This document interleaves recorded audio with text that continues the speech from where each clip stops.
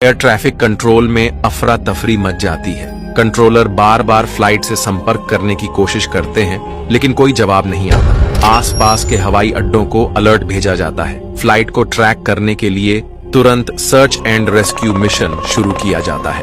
Coast guard, navy के helicopter और यहाँ तक कि स्थानीय मछुआरों की नावों को भी शामिल किया गया। अटलांटिक महासागर के बड़े हिस्से को खंगाला गया। हर संभावित क्रैश साइट को चेक किया गया, लेकिन विमान का कोई मलबा, कोई ईंधन के धब्बे और ना ही कोई बॉडी, कुछ भी नहीं मिला। कुछ दिनों के बाद न्यूयॉर्क टाइम्स ने इस पर हेडलाइन छापी, Pan Am flight 914 a modern mystery over American skies. और फिर 10 दिन बाद जब सभी उम्मीदें टूट चुकी थीं, ऑफिशियली इस फ्लाइट को मिसिंग एयरक्राफ्ट घोषित कर दिया गया। परिवारों को सूचना दी गई कि उनका कोई प्रियजन अब इस दुनिया में नहीं रहा। कुछ ने अंतिम संस्कार किए, कुछ ने प्रतीक्षा की कि शायद कोई चमत्कार हो जाए। लेकिन समय बीतता गया। सरकारी फाइलों में यह केस धीरे धीरे दबा दिया गया। एक लाइन में लिखा गया, presumed crashed, no survivors, case closed. लेकिन क्या यह वाकई केस क्लोज्ड था, या फिर यह सिर्फ शुरुआत थी उस रहस्य की जो 37 साल बाद फिर से दुनिया के सामने आने वाला था।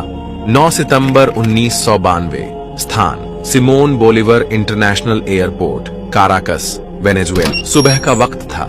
एयर ट्रैफिक सामान्य चल रहा था, लेकिन तभी कंट्रोल रूम की रडार स्क्रीन पर एक अजीब बात सामने आती है। एक पुराना विमान जिसका ट्रांसपॉन्डर कोड सिस्टम में रजिस्टर ही नहीं, अचानक रडार पर दिखाई देता है। उसकी एल्टीट्यूड, हेडिंग और स्पीड सब कुछ 1950 के किसी पुराने विमान के जैसा लग रहा था। एटीसी ऑफिसर्स हैरान थे। पहले उन्होंने सोचा कि शायद ये कोई पुराना सैन्य विमान है या फिर किसी प्राइवेट कंपनी का जहाज जो बिना अनुमति वायु सीमा में घुस आया हो।